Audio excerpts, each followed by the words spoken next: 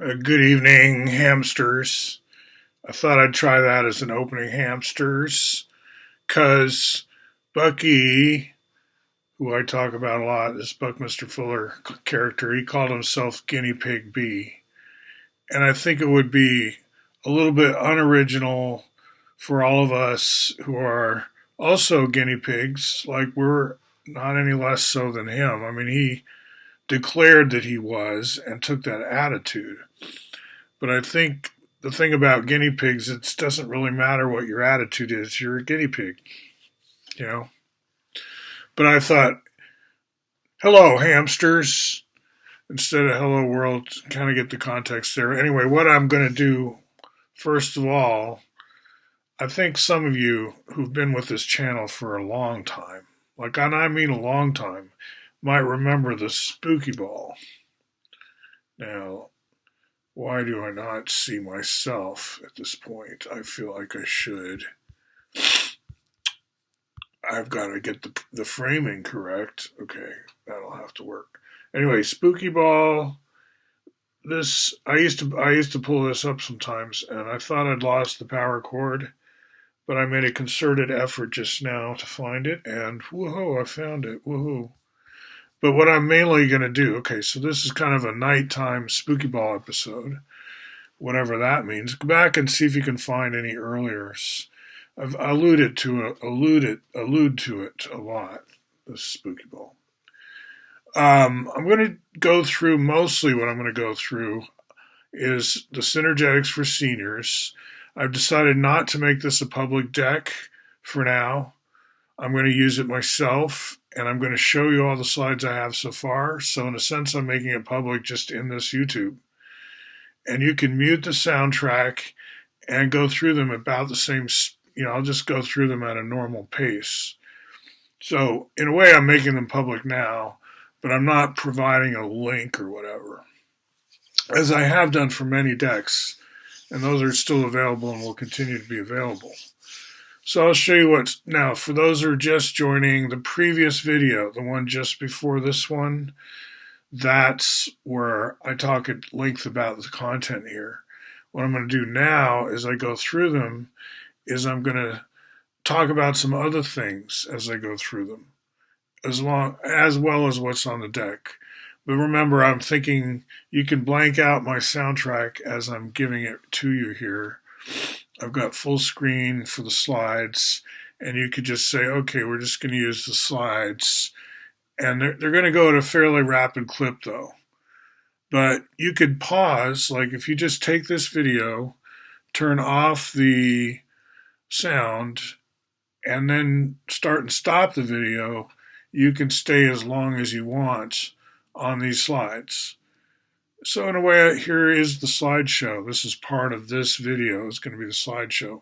I also want to show a couple other things at the end to give more context for what I'm doing. Now, where are we in the timeline? Did I even say at the beginning what today's date was? I do not think so. So it is, by the way, this fuller projection that we're looking at right now under map making, that's where I decided to take this more. Like you'll see right in the middle, there's Greenland, Arctic Circle, all kind of combined, big white smudge right in the center. And that is a geopolitical hotspot, you could say, paradoxically, because it's cold. But there's a lot of focus on that. If you've watched the news at all, you know that. And so I'm going to come back to this. All right, so that was longer on that one than usual. So what is going on in the current timeline? It's July 2nd, 2026. So obviously this is the day after Canada Day, and I put some stuff out regarding that because Canadians have been an important aspect of my curriculum. Starting with, I don't know who's starting with, but let's say starting with Donald Coxeter, HSM Coxeter, to whom Synergetics is dedicated. Put him at University of Toronto, and then draw a line from him, the great mathematician that he was, to Hinton, Gregory Hinton, who's like the father of AI in a lot of ways, but we call it machine learning more around here. AI is a very sloppy term, and machine learning is going to more conjure up kind of the associations we'd like to encourage. It's not like AI is wrong to say or bad, or you'll be, oh, don't say AI. It's not like that. It's just you'll hear me often say machine learning, partly because I'm coming from this Python background, and we have these like TensorFlow and all these others. There's some PyTorch, great machine learning. Scikit-learn's the one I've been mostly teaching with. Spooky Ball is still on. I'm going to turn it off. I don't need to turn it off. I use pandas and teach data cleaning. If you watch Dr. Jang, I always say it wrong, I feel like, but, Professor Predictive History, you'll hear him talk about AI, and he talks about how it's tricking you and how it's negative. Like he dwells on the carnivalesque aspects of AI. And I agree with him that that's part of it. That is built in, it seems, all the way back to the Turk, who features in my slideshow, Graph Theory.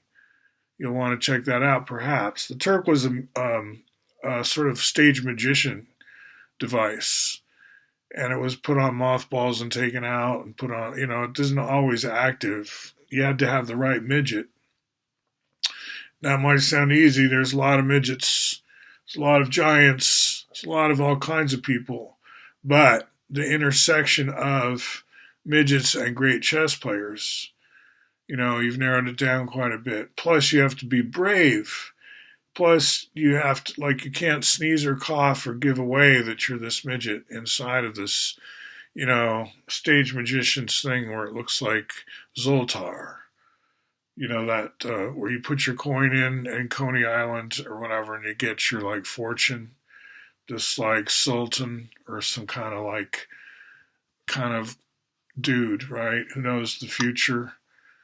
That's Zoltar. Okay, here's the slide that shows Coxer in the middle and Jeffrey Hinton on the left that I've just been talking about, and there's the Turk right there in the middle there. That's the Turk. You see the little midget.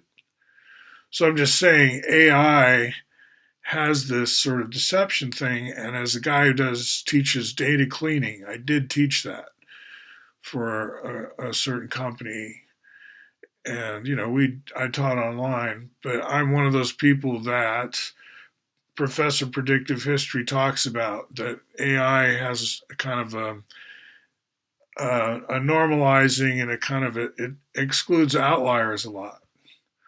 This is the idea of gradient descent as being the most predictable, and what is the cost of that? To think, talk, and act in the most predictable way, aren't you creating monoculture? Even as you claim you're not, because the AIs are going to always protest too much, right? Because they are behind the scenes, basically just us. They are us, it is us. A chatbot is our aggregate voice. But are we smarter when we average ourselves? And don't let the outliers be outliers. Now, as the data cleaning guy who taught this stuff, which is really, data science is just an outgrowth of, statistics. And they've always had outliers as an issue and what to do with them. It's not new with all the recent computing advances in computing that we've had outliers. We've always had, and by outlier I just mean picture a bell curve and then picture the tails of the bell curve and how there could be extremes that if you allow them to stay in the data, they skew all the averages in ways that are not really going to be helpful for the predictive power of the model. It would be better for the model if you would just do something to get rid of or bring the outliers under control.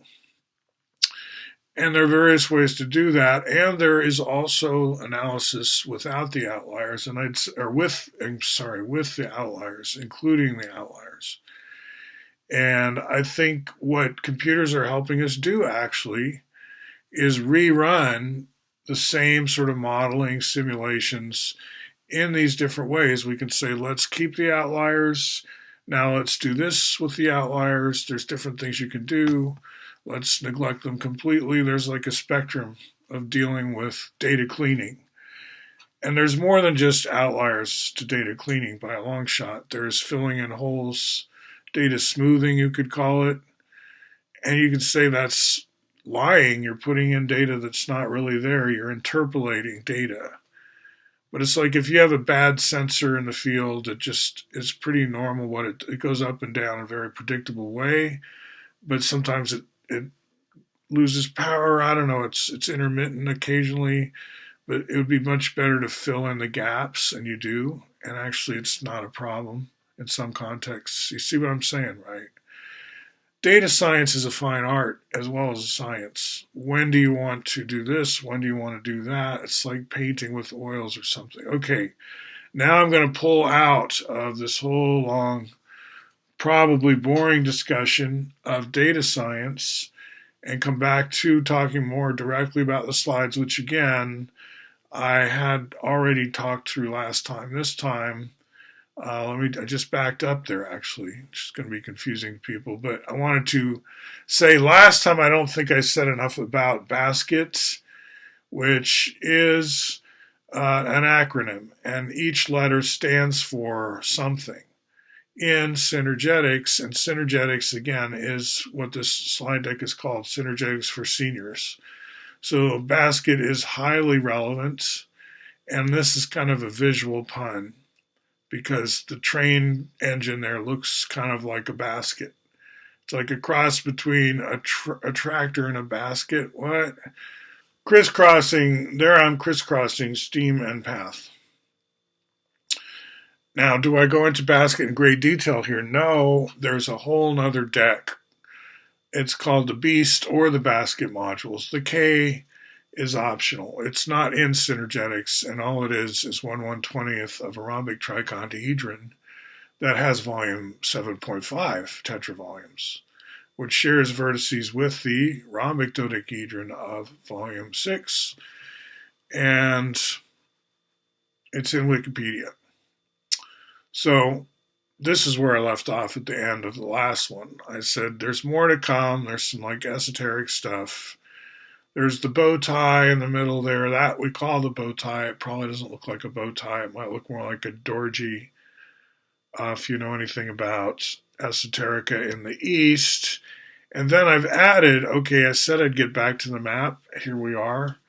Important to notice the dotted line on the left side across the Bering Strait, because in the fuller lexicon corpus, we're always looking at the idea of electrification and trends, which has always been towards greater integration, especially in Europe. Look at that.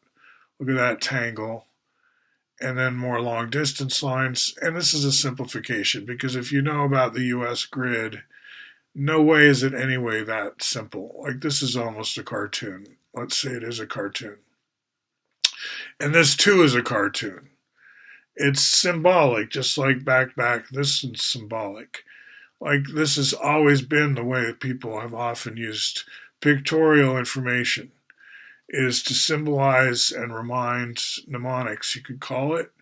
On the left, we have the Western Hemisphere, and there's the U.S. flag there. And on the right, we have like a yurt-looking thing, and in the background, I don't know, that looks kind of Angkor Wadi. I don't know.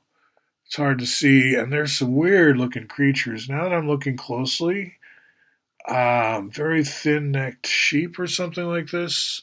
Anyway, you know AI, it does amazing things. And then there's a peace blanket, and it covers the cable across the Bering Strait, which here we see in cross-section. And Route 1.06066, that's a reminder of the curriculum that we're in right now, the Synergetics constant, as that's called, that number, and it has more digits. It's the second root of 9/8. You could learn about that. So orientation this was. And finally, here we are at one of those dreaded data centers. At this time in July 2026, everybody's hating data centers. This one is not all that big. It's a village, and there on the right is that same um, Bering Street hookup. You know, the one that we just looked at, that one with the blanket on it, is coming out through that tunnel, and here we are somewhere in probably Siberia by the look of it. Yeah, it says so right on there, Siberian Data Center. So this all makes more sense if you understand the context, which is global grid, and that takes us back to the opening slides, which contain a preview of how we're going to be talking about this map at the end. So I think it's a pretty good slideshow, and I recommend that you make one for your own locale. And what I'll do, what I've decided is I don't offer to come back to the senior center after I present this and we talk about it. And it makes sense in my locale. I'm in Cascadia. We have a lot of Russians, Ukrainians, people from, especially I want to say Russians, because some in this climate, this political climate. Oh, that takes me to what else I wanted to say before I quit. I told Gloria at Wilf that I would announce or share that this is happening, a Russophobia workshop.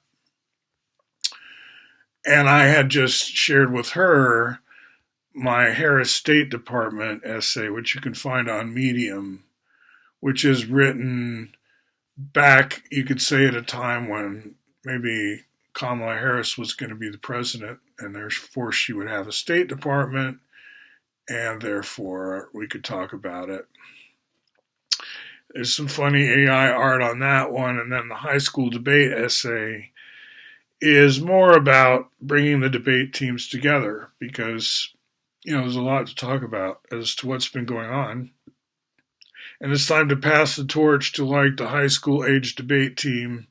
So this is I already know about debate teams, and so Russians and Americans and so on can debate stuff, either in person or over the wire. And you know about debate, right? Or maybe you don't, but say Lincoln Douglas, you have to be ready to switch sides. It's you have to prepare both sides because you don't know when you walk in. You know what the resolution is, but you don't know which side you're going to have to take. So you better be ready to take either side. This is how we make lawyers, right? They go through the debate culture. So things are going good here. It's almost July 4th. I'm listening to the Blues Festival on KBOO. I can end with that. Shout out to KBOO. Let's see there. I'm using Radio Garden. I could just use my regular FM radio, but I like to use this app that lets me listen to pretty much any radio station in the world that streams. And I'll probably be going to fireworks, and there's a lot more I could say, but I won't. By the way, when I use this spooky ball, I think about another YouTuber. I think about Fran and Fran Lab, which I watch sometimes. She's somebody with a lot of gizmos, a lot of lab stuff. And I am not quite like that. I don't have the electronics, but I have a lot of doodads. And I'm probably about the same age. So anyway, shout out to other YouTubers I watch. I will not name them all, but I'm an avid watcher of YouTube, so I do watch your channels. And I'll talk to you again.